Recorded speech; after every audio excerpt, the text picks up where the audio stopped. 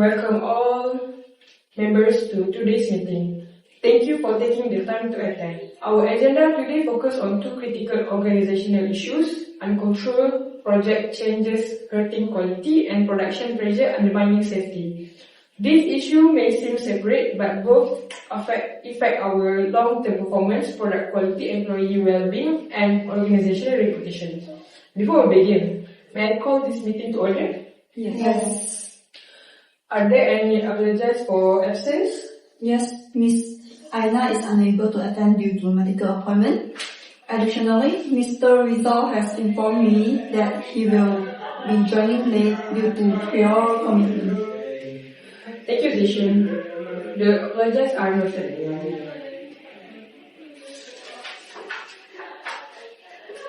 I'd like to remind everyone to please silence your phone to avoid distractions. Ms. Waida, could I kindly ask you to refrain from using your phone during this meeting? Let's ensure we give this discussion our full attention. Oh, my apologies, Ms. Hidayah. I will turn it off now. Thank you for your cooperation. Let's proceed.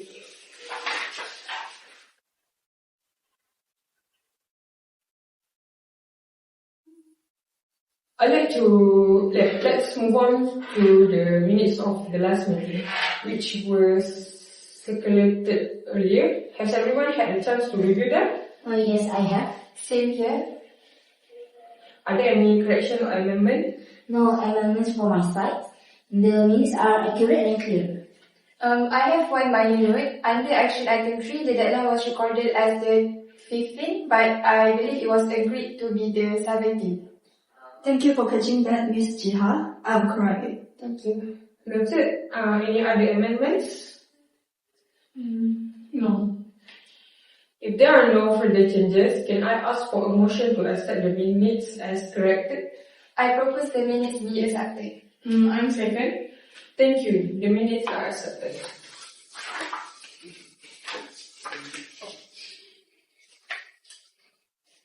Let's now move on to matters arising from the minutes. I'd like to invite the Secretary to highlight any follow-ups or updates from the action items agreed upon in our last meeting. Thank you, Miss Hidayah. There are three main items arising from previous minutes. First, interdepartmental coordination guidelines. A draft was prepared and we have received feedback from 3 out of 5 teams. We are still awaiting input from the design and QA teams. Second, monthly reporting template. This was trade last month. We have mixed the feedback.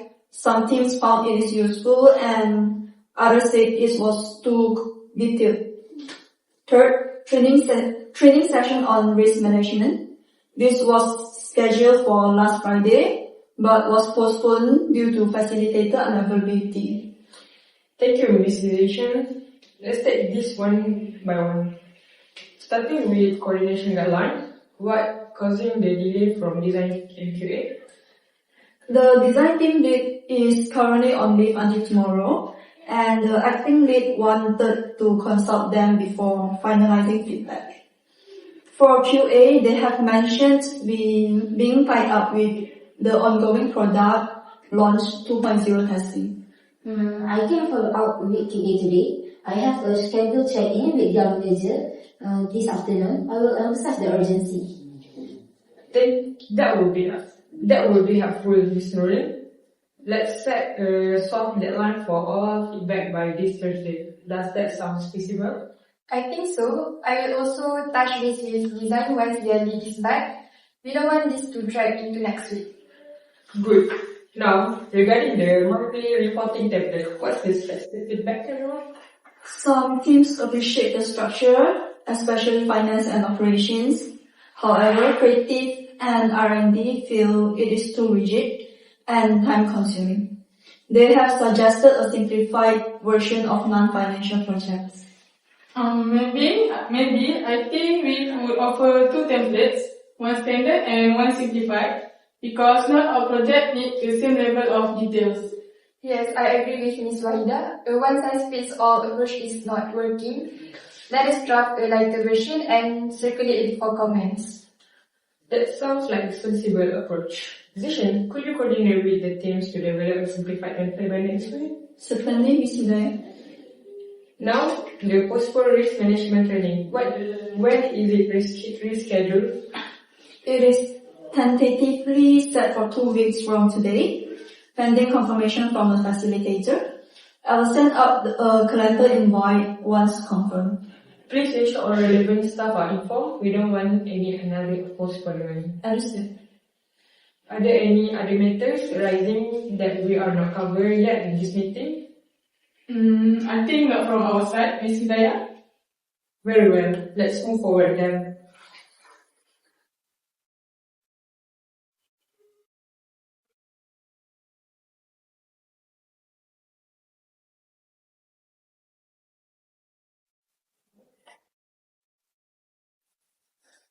We now move on to agenda item 4, which are uncontrolled project changes hurting quality. This refers to what's often called scope creep, new features or requirements being added without adjusting timeline or budgets. This leads to rush work, burnout, defect, and customer dissatisfaction. From our observations, this creates what we term quality debt. Teams rush to finish, resulting in errors and rework. Even if delivered, the product often fails expectations and needs post-launch fix. So to illustrate this, I have prepared a graph showing the correlations between the number of uncontrolled changes and the resulting defect rate in our recent projects. I agree. This graph clearly shows that as change increase past the 3 or 4 marks, defect rise sharply. Last minute changes confuse priorities and increase mistake due to pressure. Yeah, from a team perspective, constant changes cause stress and miscommunication. You can see here that projects with more changes also reported higher team stress score. I would like to add that it also impacts cross-team dependencies. When one team changes scope, it delays others, which creating a ripple effect across projects. This graph supports the need for a stricter changes control process. These are serious consequences. Thank you for this visual. It makes the case for intervention clear. Do you think this affects on the project outcome or the organizational as a whole? I think it affects the whole organizations. Poor quality product damage customer trust and harming our reputation and competitiveness. Financially, the impact is significant. Rework, delayed timelines, and emergency fix consume extra resources that weren't budgeted. The strains, the departmental finance, and can lead to overspending or undelivering on their initiative. Yeah, and let's not forget employee turnover. Frustrated, burnt out, staff may leave, costing us talent and recruitment expenses. Well noted. The stakes are clearly high, affecting our people, our products, and our profitability. What solution can we propose? I recommend we implement a strict change control process. Any post-approval change must be reviewed by a change board. Only those with the adjusted timelines or budgets should be approved.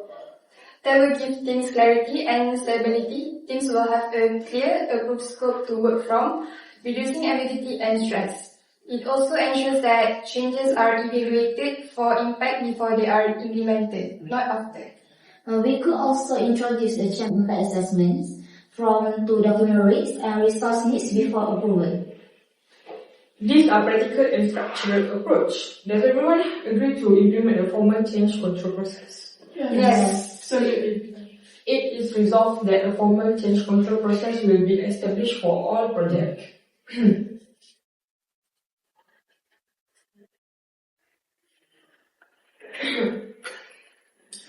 Next, agenda item 5, which production pressure undermining quality. High target, can encourage skipping safety steps to meet deadlines.